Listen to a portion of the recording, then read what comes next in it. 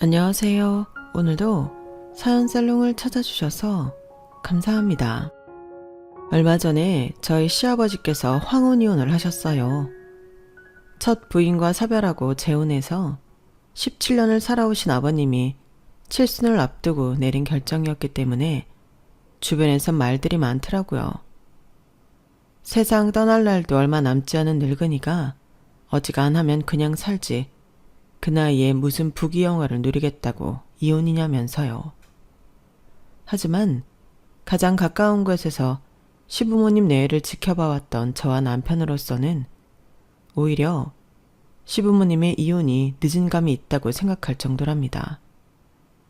그건 아마도 남들이 모르는 시어머니의 본 모습을 많이 봐왔기 때문일 거예요. 그런데 이번 일로 사실 저와 제 남편은 좀 곤란한 입장에 처해 있어요.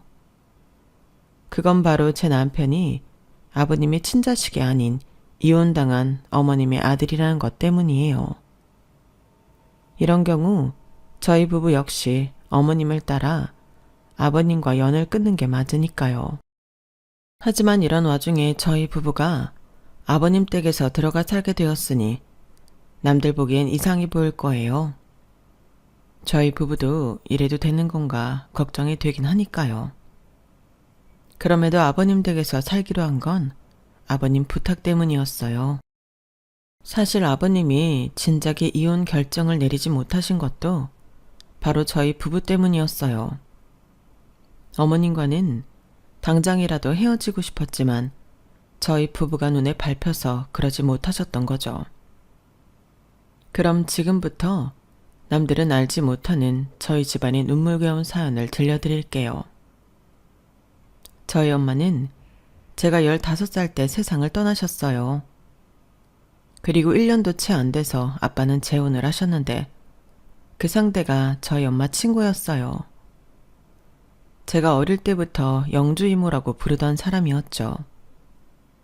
새엄마는 저희 엄마와는 한 고향에서 나고 자라 국민학교부터 중고등학교를 함께 다닌 친구 사이로 흔한 말로 베프라고 부를 정도로 가까운 사이였어요. 그런 사람이 친구가 죽자마자 친구 남편과 재혼을 했다는 건 누가 봐도 의심을 할 만한 상황이었죠. 실제로 새엄마는 저희 엄마가 세상을 떠나시기 전부터 저희 아빠랑 남몰래 만남을 갖곤 했어요. 저희 엄마와 저한테는 비밀로 한 채 말이죠. 제가 그런 사실을 알게 된 건 아빠가 새엄마와 재혼을 한 뒤였어요. 새엄마한테는 아들이 하나 있었는데 그 오빠가 입이 좀 가벼운 편이었어요.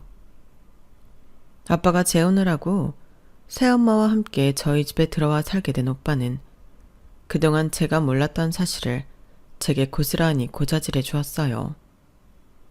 야, 우리 엄마랑 너희 아빠 언제부터 사귀었는지 알아? 5년도 넘었어.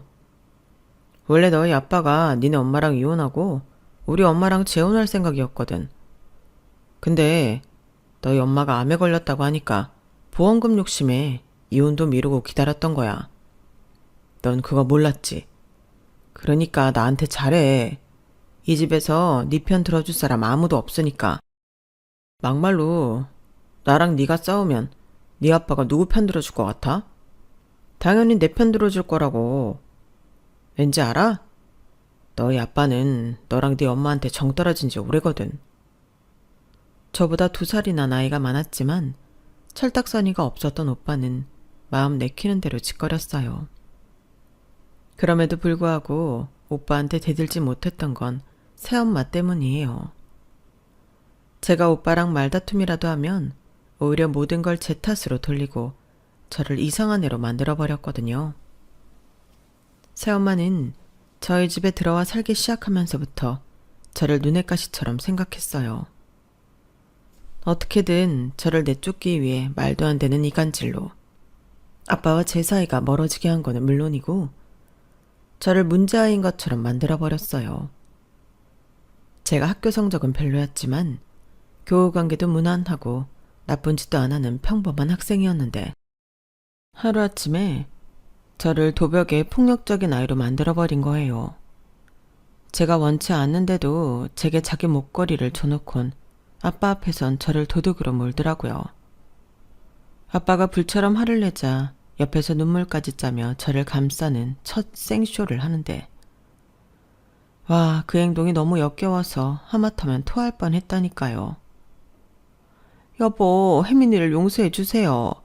엄마 잃고 정신적으로 얼마나 혼란이 왔겠어요. 그런 불안한 마음에 도벽이 생긴 건데 부모님 입장으로 감싸줘야죠. 혜민이를 때리실 거면 차라리 나를 때려주세요. 혜민이는 인정하지 않지만 그래도 나는 혜민이를 내 딸이라고 생각하니까요. 자식을 잘못 키운 내 탓이다 생각하고 내가 맞을게요. 아니, 당신이 무슨 죄가 있다고 내가 당신을 때려. 그리고 애교육을 잘못한 거면 죽은 혜민이 엄마 탓이지 왜 당신 탓이냐고. 사람이 이렇게 착하기만 해서 세상을 어떻게 살아가려고 그래? 혜민이, 너 당장 엄마한테 잘못했다고 빌지 못해? 너 때문에 엄마가 이렇게까지 마음을 써주는데 미안하지도 않아? 당장 엄마한테 빌어. 참, 어이가 없어서 내가 하지도 않은 일을 가지고 꾸며놓고 그것도 모자라 생쇼까지 하는데 이런 사람한테 빌라니 정말 어이가 없었어요. 모든 게 새엄마가 꾸민 짓이라고 아무리 항변을 해도 아빠는 제 말을 들을 생각조차 하지 않았어요.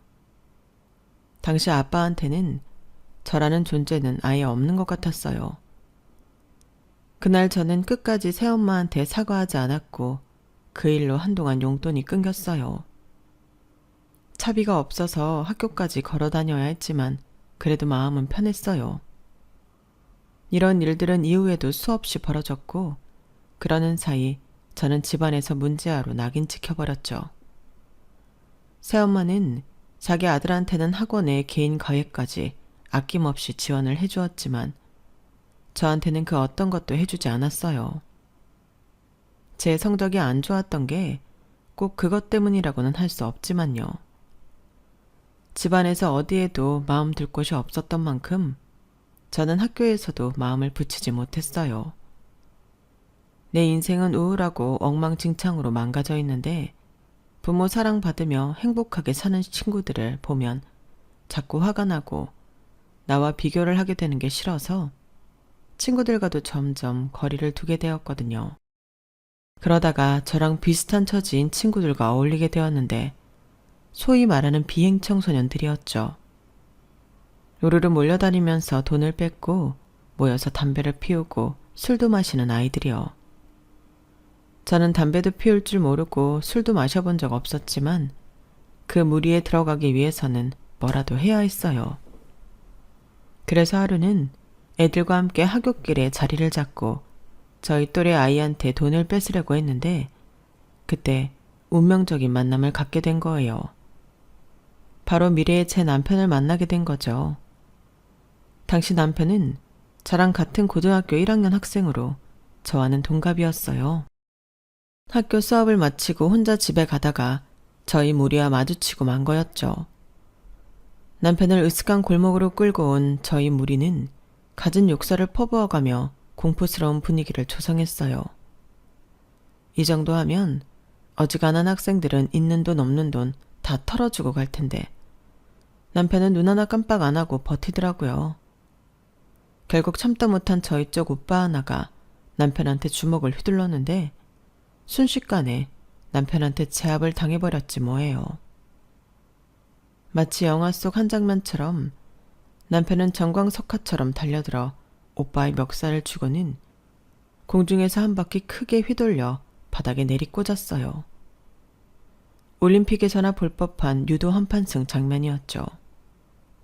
순간 저희 쪽 아이들은 얼굴에서 웃음기가 싹 빠졌고 슬금슬금 도망갈 틈을 보고 있었어요. 그걸 본 남편이 그러더라고요. 세상에서 제일 비겁한 게 뭔지 알아? 자기보다 약해 보이는 사람을 괴롭히는 거야.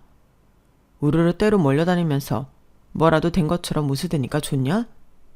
그래봤자 니들은 루저일 뿐이야. 혼자 다니기엔 겁이 나니까 여럿이서 다닐 수밖에 없는 찌질한 겁쟁이라고요. 누구든 날 이길 자신 있으면 덤벼. 자신 없으면 앞으로 내 눈에 띄지 마라. 걸리면 가만 안 둘 테니까. 남편의 말에 저희 쪽 아이들은 하나 둘 도망을 쳤어요. 그런데 저는 발이 움직이지 않더라고요. 겁이 나서가 아니라 내가 지금 뭘 하고 있는 건가 스스로 한심해서 그랬어요. 어쩌면 내 앞에 남학생 말대로 새엄마는 별것도 아닌 루저일지 모른다는 생각이 들었어요. 그런 인간이 두려워 내 인생을 망칠 필요가 있을까? 내심 그런 생각이 들더라고요. 그런데 그때 우디컨이 서 있는 저를 보고 남편이 그러는 거예요. 넌 뭐야? 나랑 해보겠다는 거야? 난 여자는 안 때려. 그러니까 꺼져. 누가 너랑 싸우겠대? 있잖아. 나도 그거 좀 가르쳐줘. 나도 너처럼 누굴 좀 때려 눕혀야겠으니까 방금 했던 그거 좀 가르쳐달라고. 아, 진짜 어이가 없어서. 너 방금 전까지 날라리들이랑 같이 나한테 돈 뺏으려고 했던 애야. 그런데 내가 네 부탁을 들어주겠니? 네가 가르쳐달란다고 내가 그러겠다고 하겠냐고. 말이 되는 소리를 해. 그건 미안해. 그런데 나 정말 그 기술이 필요해서 그래. 정말이야.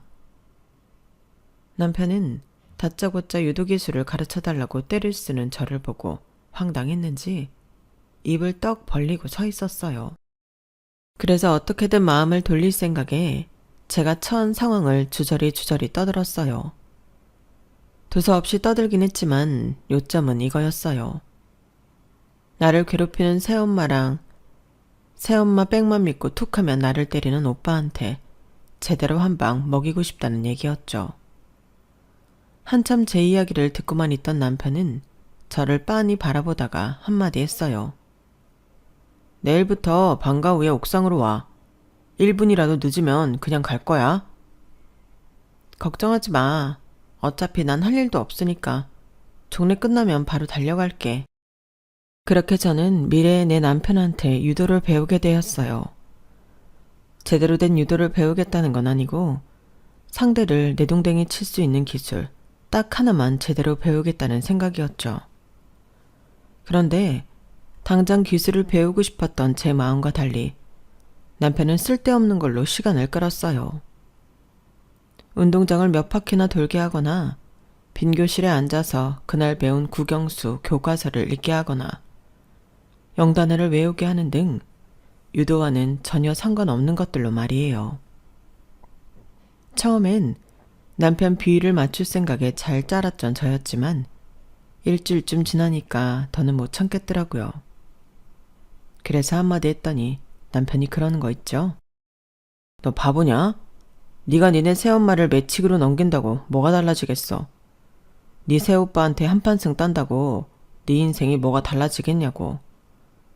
진짜 네가 그 사람들한테 한 방 먹이고 싶다면 좀 더 확실한 걸로 준비하란 말이야. 새오빠보다 좋은 대학에 들어가거나 네 힘으로 온전히 살아갈 수 있는 직업을 갖거나 그것도 아니면 니네 새엄마처럼 돈 있는 남자 만나 인생 역전이라도 하라고. 이게 유도기술 하나 배우는 것보다 너한테 더 필요한 한 방이 될 테니까. 네가 원한다면 내가 도와줄게. 다른 건 몰라도 좋은 대학 갈 수 있게 도와줄 수는 있으니까. 어때? 나랑 공부해 볼래? 야, 너 웃긴다. 네가 1타 강사라도 되냐? 무슨 수로 나를 대학에 보내준다 만다 그래. 어이가 없어서 정말. 네가 전교 1, 2등 하냐? 그 정도 되냐고. 그 정도 아니면 나대지 마. 그러자 남편이 피식 웃으면서 그러더라고요. 지금까지는 전교 1등 놓쳐본 적 없어. 그럼 이제 나랑 공부할 거야? 그냥 해본 소리였는데 정말 전교 1등일 줄이야. 순간 저는 할 말을 잃었어요. 그리곤 바로 한숨이 나더라고요. 남편 말이 하나도 틀린 게 없었거든요. 유도 기술 좀 배운다고 내 인생에 달라질 건 하나도 없고 그렇다고 손 놓고 살자니 속이 끓어서 제 성질에 제가 미칠 것 같았거든요. 나를 만든 친부모도 손 놓고 있는 상황에 저를 도와주겠다고 나선 남편이 고맙기도 해서 그냥 공부를 하기로 했어요. 그렇게 남편과 함께 공부를 하면서 알게 된 건데 남편도 부모님 이혼으로 한동안 방황을 했더라고요. 그러다가 엄마가 재혼을 하시면서 새아빠를 만나게 됐는데 그분이 참 좋은 분이셔서 덕분에 마음을 잡고 공부를 하게 됐다고요. 저와 처지가 비슷한 부분이 있어서 그랬는지 남편은 제게 신경을 많이 써줬어요. 장교 1등이 반에서 중간도 안 되는 성적을 가진 친구를 위해 자기 시간을 빼가며 공부를 가르쳐 주다니 말도 안 되는 일이잖아요. 남편 부모님이 아시면 난리가 날 일이었죠. 그렇게 한동안 남편한테 따로 공부를 배우다가 몇 달 지나고부터는 남편과 함께 과외를 하게 됐어요. 제가 아빠한테 직접 과외비를 받아냈거든요. 돈이 없으면 몰라도 자식이 공부하겠다고 과외시켜달라는데 안 된다고 할 부모가 어디 있겠어요. 그랬더니 새엄마가 애들 공부는 자기가 알아서 시킬 텐데 직접 제 과외비를 내줬다고 아빠한테 난리를 치지 뭐예요. 그래서 이번에도 틀렸구나 생각하던 그때 아빠가 그러더라고요. 애가 모처럼 공부하겠다고 하는데 과외를 당신을 통해서 하든 나를 통해서 하든 뭐가 중요해? 뭐로 가든 서울로만 가면 되지. 그러니 이번 일은 더 따지지 말고 그냥 넘어갑시다. 생각지도 않게 아빠가 강하게 나오자 새엄마도 더는 뭐라고 하지 못했어요. 어디까지나 돈을 쥔 사람은 저희 아빠였으니까요. 그렇게 저는 남편과 함께 남편네 집에서 과외 수업을 받게 되었지만 워낙 성적 차이가 심해서 진도는 따로 나갈 수밖에 없었어요. 그러다가 2학년 2학기부터는 같이 진도를 나갈 수 있었죠. 그 사이 제 성적이 많이 올랐거든요. 새엄마 아들이 엄청난 돈을 학원비와 과외비로 쓰고도 대학에 떨어져 재수를 하는 판에 제 성적이 전교 20등 안까지 올라가자 새엄마는 초조해했어요. 혹시라도 자기 아들이 이번에도 대학에 떨어지고 반대로 저만 대학에 붙으면 어쩌나 걱정이 됐는지 오빠를 유학 보낼 준비를 하더라고요. 그런데 아빠가 허락을 안 하시는 거예요. 한국에서도 대학에 못 갈 정도면 돈 들여가며 유학까지 보낼 필요가 없다면서요. 그 일로 엄마는 몇 날 며칠을 울고 짜며 시위를 했고 결국엔 아빠 허락을 받아 오빠를 유학 보내는데 성공했어요. 그게 자신의 아들 인생에 독이 되는 줄도 모른 채 새엄마는 아주 신이 나 있었죠. 남편과 함께 공부하는 데 취미가 붙었던 저는 꿈에 그리던 대학에 합격을 했어요. 서울대에 들어간 남편에 비하면 많이 떨어지지만 그래도 상위권 대학에 들어갔으니 인간 승리나 다름없었어요. 남편이 아니었다면 날라리들과 함께 다니면서 온갖 비행은 다 저지르고 살았을 테니까요. 따지고 보면 남편은 제 인생의 은인이나 다름없었어요. 제가 대학에 합격하자 아빠는 엄청 기뻐하시며 입학 선물로 뭘 원하냐고 물으시더라고요. 따로 살고 싶어요. 학교 근처에 원룸 구해주세요. 그거면 돼요. 그 말에 아빠는 침울한 표정이었지만 새엄마는 알턴이 빠진 사람처럼 시원한 표정이었어요. 덕분에 새엄마 도움으로 손쉽게 집을 나와 독립을 할 수 있었고 이후로 아빠 집에 가는 일은 없었어요. 사람들은 명절에 집에도 안 가고 혼자 있으면 외롭지 않냐고들 하는데 솔직히 저는 전혀 외로운 걸 모르고 지냈어요. 집에 가봤자 새엄마 때문에 못 올 때 온 것처럼 불편하기 짝이 없었으니까요. 게다가 집을 나와 혼자 살기 시작하면서부터 남편과 함께 보내는 시간이 많았기 때문에 외로울 틈은 없었어요. 남편과 저는 고3 말부터 사귀기 시작해서 남편이 군 생활을 하던 때 빼고는 거의 붙어 다니다시피 했거든요. 명절엔 남편을 따라 남편네 집에 가서 떡국도 먹고 송편도 먹고 했을 정도였기 때문에 저한테 시댁은 제 친정보다 편하고 가까운 곳이었어요. 그건 결혼을 한 뒤에도 마찬가지였어요. 저희 부부는 대학도 졸업하기 전에 결혼을 했어요. 남편이 군 제대를 하고 몇 달 뒤에 바로 식을 올렸거든요. 결혼을 서둘렀던 건 따지고 보면 저 때문이었어요. 남편이 군복무를 하던 때였는데 오빠가 제가 살던 원룸에 찾아와 난동을 부린 일이 있었어요. 미국에서 돈만 주면 누구나 들어가는 대학에 다니던 오빠는 흥청망청 돈을 쓰며 방탕하게 살고 있었는데 한 번은 방학을 맞아 한국에 들어왔다가 일이 난 거예요. 이 인간이 캐리어에 약을 숨겨왔던 거 있죠. 오빠는 정신과 치료제라고 우겼나 보던데 우리나라 경찰이 그런 말에 쉽게 넘어가나요? 수입도 안 되는 금지 약물을 허가도 없이 들여왔으니 당연히 약은 압수되고 오빠는 경찰 수사까지 받게 되었고 그 일로 아빠는 오빠에 대한 모든 지원을 끊으셨어요. 당연히 새엄마는 울고불고 난리를 쳤지만 이번만큼은 아빠도 쉽게 넘어가지 않았던가 봐요. 혹시라도 새엄마가 오빠한테 돈을 줄까봐 아빠는 생활비까지 모조리 끊어버리자 돈줄이 끊긴 오빠가 저를 찾아온 거예요. 술에 취한 건지 약에 취한 건지 정신이 반쯤 나간 오빠는 저희 집 살림을 부수고 난동을 부렸고 그 바람에 신고를 받고 온 경찰한테 끌려가고 말았어요. 그때까지만 해도 저는 오빠가 어떤 상태인지 몰랐기 때문에 하룻밤 정도 파출소에 잡혀있다가 훈방조치 되겠거니 했는데 마약 사범으로 잡혀 들어갔다고 하지 뭐예요. 새엄마는 이게 다 저 때문이라며 어떻게 지 오빠를 경찰에 신고하냐며 길길이 날뛰었어요. 그런데 그런 엄마를 보고 아빠가 평소와 다른 반응을 보이신 거예요. 이 여자가 지금 누구 탓을 하는 거야? 약에 취해 정신도 온전치 않은 놈이 내 딸 집에 찾아가 난동을 부렸는데 그게 어떻게 혜민이 탓이냐고. 능력도 없는 게 방탕하게 살아온 당신 아들 탓을 해야지. 아니, 당신 무슨 말이 그래요? 혜민이는 당신 딸이고 우리 승준이는 내 아들이기만 하단 말이에요? 말해봐요. 그런 거냐고요? 말이 났으니 말인데 승준이가 온전히 내 자식은 아니잖아. 내 피가 섞인 자식은 엄연히 혜민이 뿐이라고. 시련이 닥쳐봐야 내 편인지 아닌지가 가려진다고 하더니 오빠 문제가 터지자마자 부모님은 서로 상대 탓을 하며 분열되고 말았어요. 그 모습을 지켜보면서 그런 생각이 들더라고요. 진작에 남편 말 듣고 공부하기 잘했다고요. 이렇게 형편없는 사람들 때문에 내 인생을 망쳐가며 일탈을 했더라면 얼마나 억울했을까 하는 생각이 들었거든요. 오빠가 약에 취해 내 원룸에 찾아와 난동을 부린 얘기를 들은 남편은 제 걱정이 됐는지 제대하자마자 결혼 얘기를 꺼냈어요.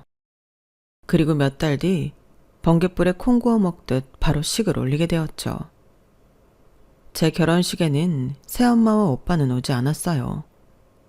정확히는 그럴 이유가 없었어요. 아빠가 새엄마와 이혼을 했으니까요. 결혼식 날 아빠는 처음으로 제게 사과를 하셨어요. 여자한테 눈이 멀어서 저랑 저희 엄마한테 몹쓸 짓을 했다고 말이죠. 비록 아빠는 뼈아픈 반성을 하셨지만 그런다고 이제 와서 아빠를 받아줄 만큼 제가 마음이 넓은 사람은 아니에요. 지금도 저희 아빠한테 연락이 오기 전에는 제가 먼저 연락을 하는 일이 없을 정도니까요. 남들보다 일찍 결혼 생활을 시작한 저희 부부는 그래서인지 많은 순간을 함께 겪으며 지냈어요. 게다가 고등학생 때부터 함께 지내온 시간이 많아서 그런지 부부라기보다는 그냥 가족 같은 느낌이었어요. 함께 있는 게 당연하게 느껴질 정도로요. 그래서 시부모님을 대할 때도 어렵다기보다는 그냥 내 친구 부모님처럼 편하게 느껴지곤 했죠. 특히 아버님은 저희 아빠보다도 더 제게 아빠 같은 분이었어요. 남편이 군대에 있을 때는 아버님과 둘이 동네 치킨집에 가서 치맥도 하고 심지어 야구장도 같이 다니곤 했어요. 야구장에서 마시는 맥주가 그렇게 맛있다는 걸 아버님 덕분에 알 수 있었죠. 남편의 빈자리를 채워주시려 바쁜 와중에도 일부러 시간을 내주시는 아버님 덕분에 시부모님과 함께 사는 게 생각만큼 힘들거나 불편하지는 않았어요. 물론 시어머니는 조금 어렵긴 했지만요.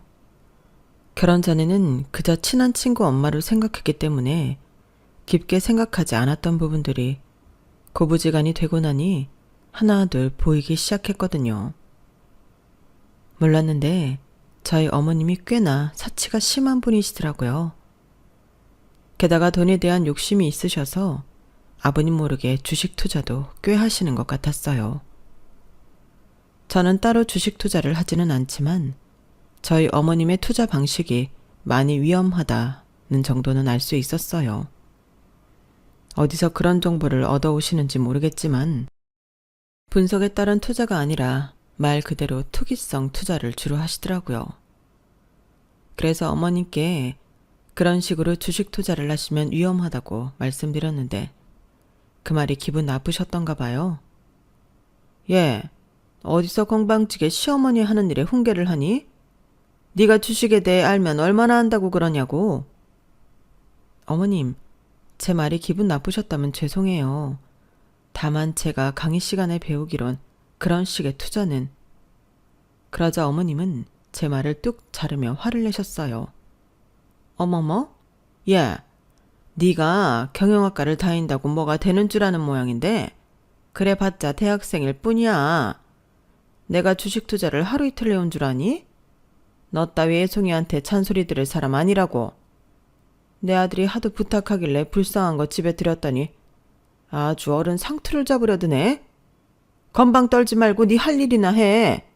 별것도 아는 게 어디서 까불어. 그날 제가 보았던 어머님은 그동안 제가 알던 어머님과는 달라 보였어요. 그리고 그 모습이 어머님의 진짜 모습이라는 걸 알기까지는 그리 오랜 시간이 걸리지 않았죠. 남편이 군에서 제대를 하고 저희는 집을 얻어 나가기로 했어요. 아버님이 근처에 마땅한 아파트가 나왔다며 사주겠다고 하셨거든요. 평수가 좀 작기는 하지만 이걸 시작으로 니들이 차차 넓혀가며 살도록 해라. 뭐든 니들 손으로 직접 이뤄야 더 값진 게 아니겠니? 아버님은 그렇게 말씀하셨지만 저희 입장에서는 전셋집만 구해주셔도 감지덕지라고 생각했어요. 저희 부부가 대학생만 아니었다면 우리 힘으로 시작해야 했던 거니까요. 그래서 18평 아파트도 충분히 만족했어요. 아니, 오히려 다행이라고 하는 게 맞겠네요. 집이 커도 저희한테는 문제였거든요. 집이 크면 클수록 안에 채워야 할 살림도 늘어나니까요. 아버님이 집을 해주셨으니 혼수는 여자 쪽에서 맡아야 하잖아요. 그런 면에서 저는 한시름 놓을 수 있었어요. 다행히 적당한 규모의 집이라서 혼수 비용은 부족하지 않았거든요. 혼수는 제가 살던 원룸 보증금과 결혼식 올릴 때 아빠가 주신 축의금이 있어서 그걸로 채우기로 했어요. 그런데 어머님이 그 얘기를 들으시곤 엄청 화를 내시는 거예요. 넌 생각이 있는 애니 없는 애니? 아니 겉보다 그 머리로 어떻게 대학은 간 거냐? 우리가 18평짜리 아파트를 해줬으면 최소한 너는 혼수로 그 절반이라도 해와야 정상 아니니? 어떻게 1억도 안 되는 돈으로 퉁치려 들어? 얘기 들어보니 니네 친정이 꽤 산다던데 네 아버지는 하나밖에 없는 딸 혼수를 이따위로 하게 두고 그 많은 돈은 죽을 때 짊어지고 갈 거냐고. 내가 정말 기가 막히고 코가 막혀서 말도 안 나온다. 제가 평소 어머님에 대해 좋은 감정이 없는 건 사실이지만 이때만큼은 어머님 말씀이 틀리지 않다고 생각했어요. 하지만 제 상황에 혼수 비용 도와달라고 아빠한테 전화를 할 수는 없었어요. 그러기에는 너무 염치가 없었거든요. 그렇다고 어머님께 저희 집 상황을 시시콜콜 전하고 싶지도 않았어요.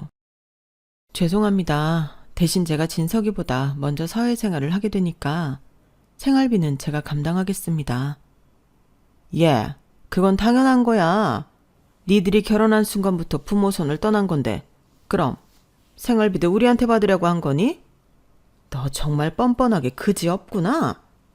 세상에 우리 진석이는 대체 뭘 보고 너 같은 애랑 결혼한 건지 모르겠다. 제가 무슨 말을 해도 어머님 화를 누그러뜨릴 수는 없었어요. 그래서 살면서 내가 잘하는 수밖에 없겠다고 생각했어요. 그런데 살아보니 처음 먹었던 마음이 지켜지지 않더라고요. 안 지키라고 안 지킨 게 아니라 도저히 지킬 수가 없었다고 하는 게 맞을 거예요. 오죽하면 제가 이렇게 불특정 다수가 되는 채널에 사연까지 보냈겠어요. 10년 넘게 결혼 생활을 하는 동안 어머님이 제게 했던 말도 안 되는 행동과 인격 말살에 가까운 폭언은 이루 말할 수 없을 정도로 많았어요. 그런데 저는 그거 다 이해하고 넘어갈 수 있어요. 내 남편을 낳아준 분이니까요. 하지만 적어도 내 부모는 건들지 말았어야죠. 제가 아빠하고 연락을 않고 살았기 때문에 뒤늦게 알게 된 건 내 잘못이지만 그래도 이러면 안 되는 거잖아요. 제가 결혼하고 취업과 출산을 이어가면서 솔직히 아빠 걱정까지 할 겨를이 없었어요. 내 가정을 챙기는 것만으로도 벅찬 일이었으니까요. 그러다가 아빠가 병원에 입원하셨다는 소식을 듣고 부랴부랴 병원으로 달려갔는데 막상 가보니 너무도 멀쩡하시더라고요. 어디가 아파서 입원을 하신 게 아니라 건강검진을 받으려고 하루 전에 입원을 하신 거더라고요. 그런데 아빠가 뜬금없이 저희 집 선산 얘기를 하시는 거예요. 혹시 아버님이 무슨 말씀 안 하시냐면서요. 선산 얘기는 들은 적 없어요. 그런데 갑자기 그건 왜요? 내가 이런 말을 해도 되는지 모르겠는데 실은 안 써돈이 작년 이맘때 선산 땅 문서를 맡기고 돈을 빌려갔단다. 사돈 회사에 문제가 생겨서 급전이 필요하다길래 빌려주긴 했는데 그 이후로 연락이 통 없어서 말이다. 남의 집 선산 문서를 계속 쥐고 있기도 그렇고 해서 말이야. 아빠, 그게 무슨 소리예요? 아버님 회사 정리한 지가 언젠데 회사에 무슨 문제가 생겨요. 문제가 생겨도 우리하고는 아무런 관련이 없는걸요. 그나저나 어머님한테 얼마나 빌려주셨어요? 그러자 아빠가 잠시 머뭇거리더니 그동안 어머님이 저 몰래 아빠한테 돈을 빌려간 얘기를 해주셨는데 세상에 그 액수도 어이없고 빌려가면서 한 핑계도 너무 어이없어서 한숨만 나오더라고요. 어머님이 저희 아빠를 찾아가 돈을 빌리기 시작한 건 저희가 시댁을 나와 처음 신혼집을 꾸미던 그때부터였어요. 저한테 혼수가 적다고 타박하셨던 그때요. 저희 아빠를 찾아가 제가 염치 없어서 친정에 손도 못 내밀고 혼수 비용 때문에 전전긍긍하길래 자기가 대신 왔다고 하면서 혼수 비용으로 1억 5천을 받아갔다더라고요. 아버님이 해주신 아파트의 딱 절반 금액이었어요.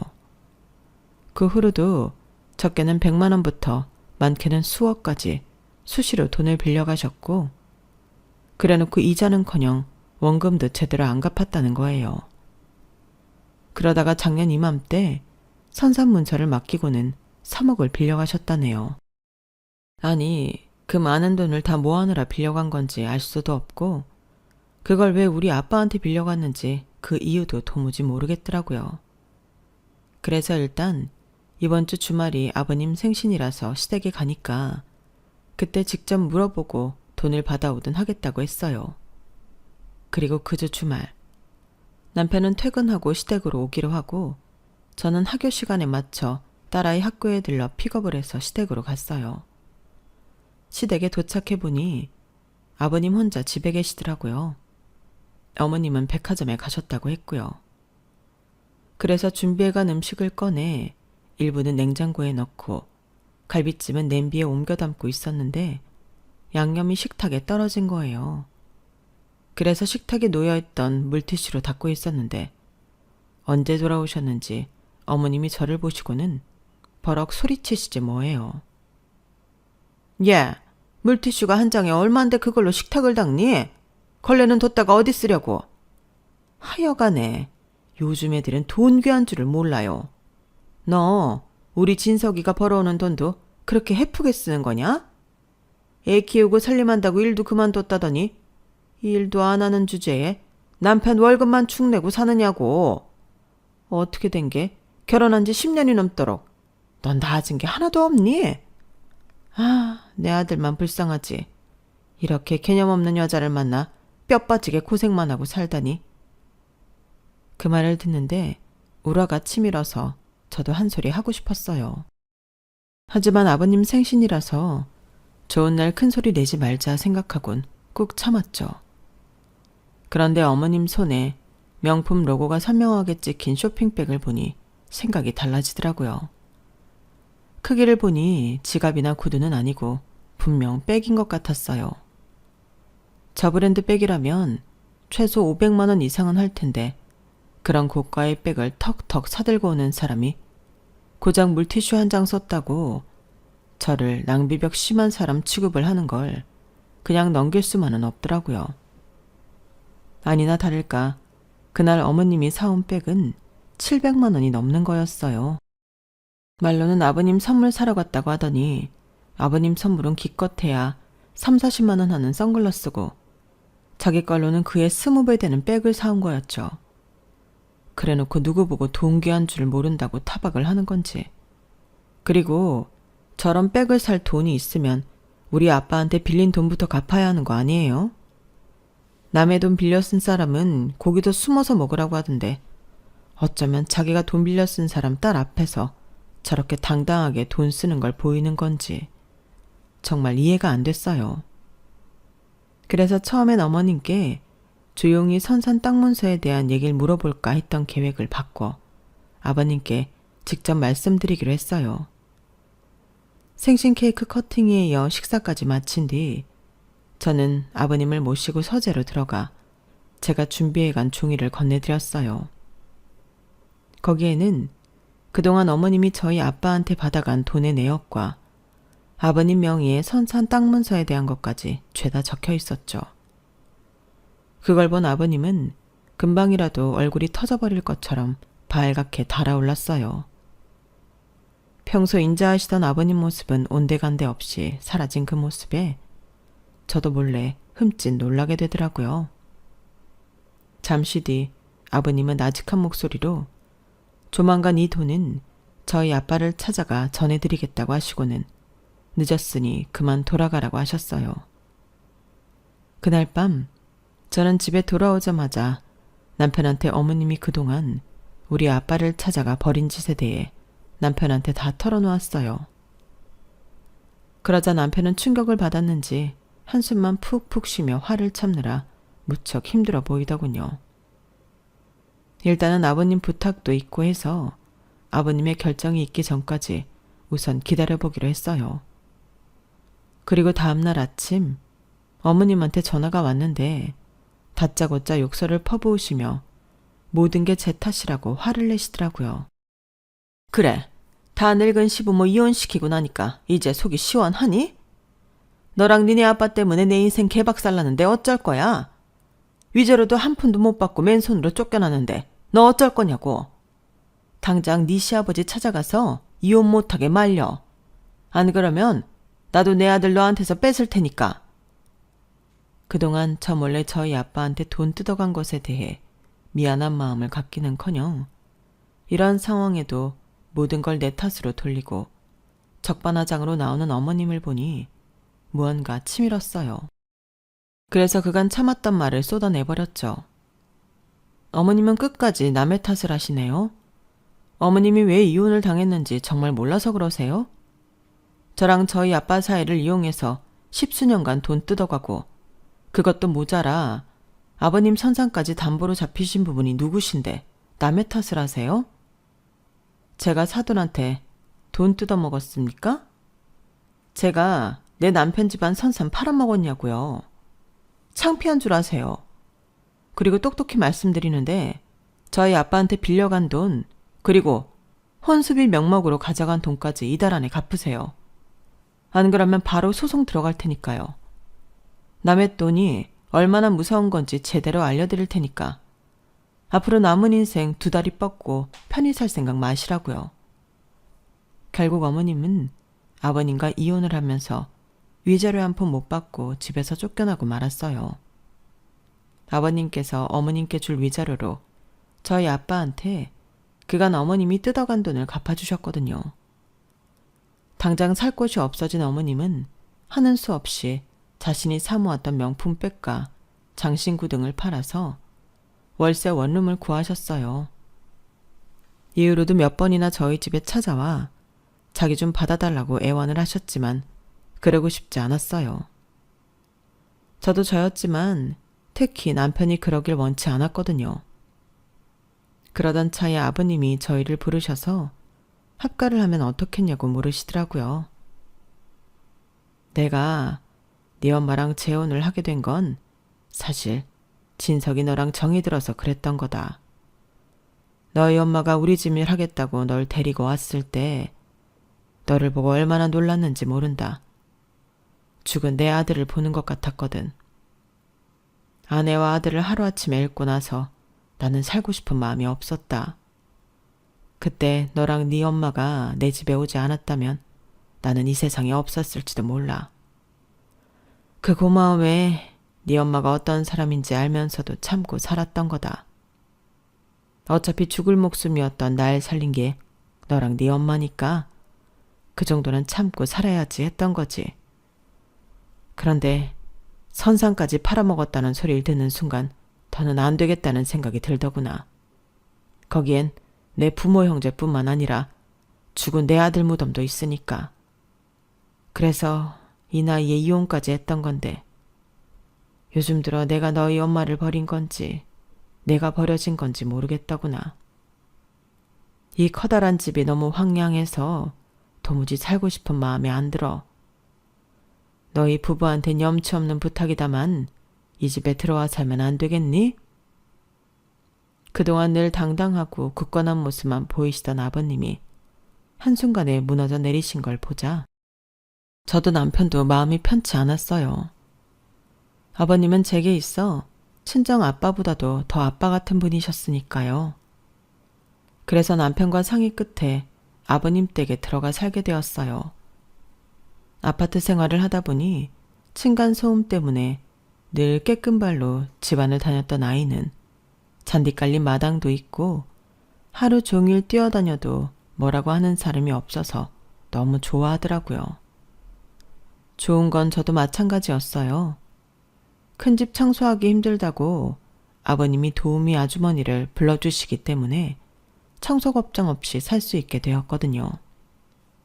거기다 아버님께서 용돈도 주시고 비싸서 내 돈 주고 못 사는 고가의 화장품도 턱턱 사주시니 어떻게 안 좋을 수가 있겠어요. 그 긴 세월 이 좋은 걸 누리고 살았으면서 고마운 줄 모르고 주식과 사치로 한순간에 인생 나락으로 떨어진 어머님이 안 됐다 싶으면서도 참 아둔하다는 생각도 들었어요. 있을 때 잘 하라는 말, 그거 빈말이 아니라는 걸 뒤늦게나마 어머님이 깨달으시길 바랄 뿐입니다.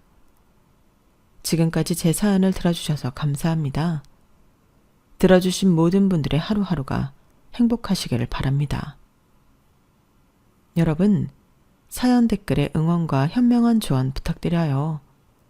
좋아요와 구독은 저에게 큰 힘이 됩니다. 오늘도 좋은 일 가득하세요.